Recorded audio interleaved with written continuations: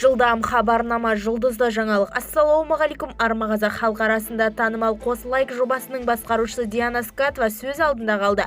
Бұған не себеп болды, оның түрінде не кемшілік бар? Сәлеметсіздер ме достар? Егер жаңалықтарды алғашқылар қатарында білгіңіз келсе, арнамыздағы подписаться және де бір ғана лайк түймелерін басып, видеоролигімізді соңына дейін қараңыз.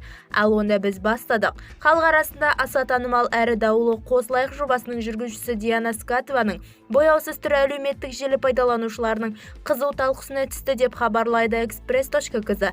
Тележүргізушінің бояусыз түрі Инстаграмдағы парақшаларының бірінде жарияланды. Таң қалған оқырмандар өз пікірлерін аямай жазып тастаған. Диана ханым, жобада 10 килограмм бояумен отырады екенсіз ғой. Мына түрмен қандай екен?